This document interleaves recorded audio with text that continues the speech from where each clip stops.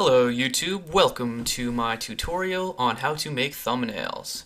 If you want to make a thumbnail like this one, well, stick around. So let's get right into it.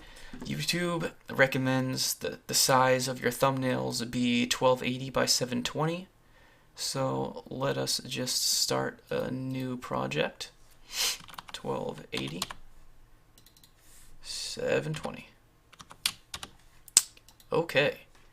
Now, add a few. This is how you add layers. You add this little plus buttons. If you don't have this tab, go on up here, and then you'll have that tab. So, we want a few images first. First, we want the background image. Links in the description below to all images. They're in order of appearance. So, the top link, the topmost link will be the link that you want. So, let's just show you how you do. You open up that image link, you right click, you copy image, then you minimize because you don't need that anymore. Then you click on the layer you want to import it in, then you do Control V. There it is. So, if you want a background image like that, you could go to Google and then, let me just show you real quick how to get images like that. Type in grunge. Now you could type in 1280 by 720, but as you'll see if you keep looking, some of them are not 1280 by 720. It's trying to prove me wrong, but if you keep looking, you'll find one. Yeah, there it is. So if you want just 1280 by 720, go over here, exactly, size exactly.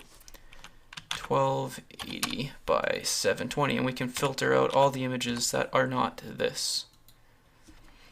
If you want a specific color, say you like black, hit that color, black, and there you go. And that's how I found it the first time.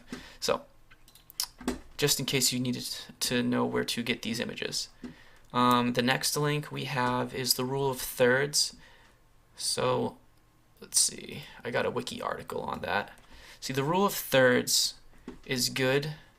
See, this is without the rule of thirds, this is with. It basically divides up your image into 9 quadrants, and it's good to put your image points of inflection, focal points I should say, on points of power, which is what they're called. Right there is a point of power. The intersection points are points of power. So you want to put the focal points on those points of powers to make your images look better. If you have like a horizon type thing like this, is mountains actually, you want to have it on the horizontal pieces. So that's basically what this article says. You can read more about it, but that's basically what it is. So I have a guide on Imgur. Let's see. All you need to do is same idea with the background. You have the image, you right click on it, you copy image, you don't need that anymore, put it on the above layer, then Control V.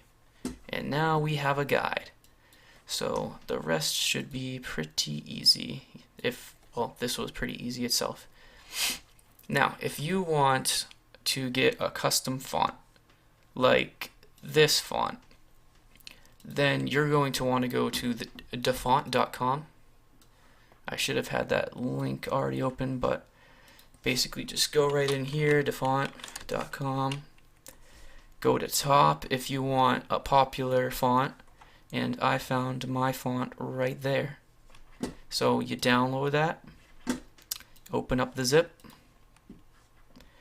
and then we want to go back so we can extract it. Let's see, it's up there. Extract it, extract, then you have it right there. So you want to go down to your file browser, right click on that sucker, File Explorer, and then what you need to do is go to your local disk or your C drive. Want to go to Windows, want to go to Fonts, drag that down. Now if you wanted to add this into your fonts in paint.net, all you'd have to do, I think it's actually everywhere, but all you have to do is drag the dynamics right into your fonts. I already did that, so I'm not doing it again. So now that we have our font, all you need to do is make sure you're on the right layer, a blank layer that's below this. I mean, doesn't really matter, but as long as you have a separate layer, then you go all the way up to your T for text. You can hit T for text, but I went up there instead. You click on here. Oh, keep cap locks because this font doesn't really work without caps locks. So I showed you this image right here. This is without anti-aliasing, so that's why it's so pixelated looking. If you want it to look more smooth like I do, then instead of having it without anti-aliasing disabled, you want it enabled, and then it should look nice and smooth. So let me just actually type out what I need to do. How to make a thumbnail. And I believe this is the correct size, and it is. So we want to put this around the horizontal line to try and follow the rule of thirds. Now we have that. Let's make another layer. Okay, so what do we need next? We need the paint image. The paint image is going to be, I believe, on top, so it shows behind, but I could be wrong. Let's see if I'm right. So we get that paint.net image, right click. This is the same thing we've been doing. Copy image, get rid of it, and then we can do Control V. Oh, click on the layer, so we're in the program. Control V. There you go. Oh, I was wrong. So you go down, and then that puts it behind it. So I guess that's the way it's done. Okay, then you do Shift. That makes the ratio the same. If you weren't holding Shift, then you can mess it up like that. So not Control Shift, just Shift. Make this the size you want it. So I also had this image blurred. We want to go on Effects to get that. You want to go on Photo, Glow, then, nope, that's not it, I'm sorry. Effects, what was it? Blur, Surface Blur, and there we go. I had it on 5 and 100, think that looks pretty good. So hit OK for that.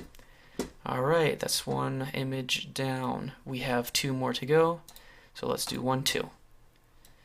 Now I want one of the images to be on top, which would be the Fonz, which we're doing next. So thumbs up Fonz. It's coming in right now. Right click, copy image. We know this, so I don't have to spend forever talking about it.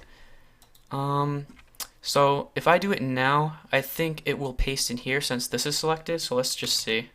Oh, no, I guess it doesn't matter. Sometimes when things are selected, if I was to make a paint line, it would not work outside here because that was selected. So that's just something to watch out for. But I guess for pasting things in, it is fine to have other stuff selected. Now we want to go to the wand, get rid of this background. This works because this is one color. So get rid of that. Now let's see, I want the selection tool, so I'll press S.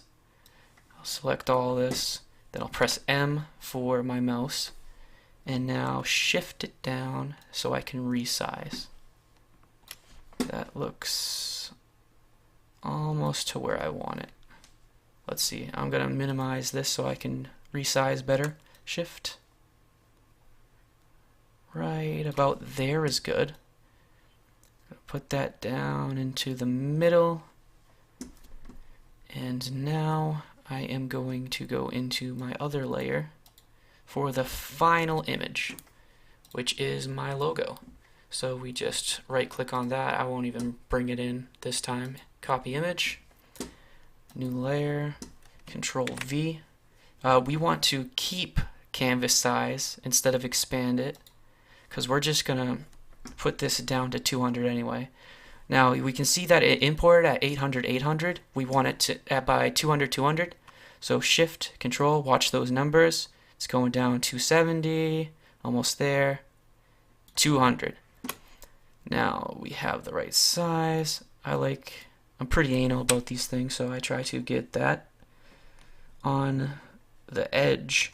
Now I want this to line up with that so it looks about the same. And then that is about the same. So final product, you can look at it by getting rid of this, or you could just X out of that entirely. Now we have that. Everything is done. I think it looks rather well. We just need to save it. So you go up here, save as. I got some Santi-Raid stuff up in there. We want to save as PNG. Well, I like to save as PNG. You could probably do JPEG as well. But I save as PNG, save it as whatever. Thumbnail. And save. And then when you get to this part, hit OK and flatten, because you can't have all of these layers if you're going to save it as a PNG. So just hit flatten, and then let's see how it looks. Boom. Images. It's going to be in thumbnail. Where is it? There it is. And it looks pretty good, I'd say. So take that thumbnail, put it in a video, and there you go. Hope you guys had a nice time. It's KyBaCorps Kyle. Subscribe down below if you feel entitled, if you feel the need. Thank you for your time. Bye.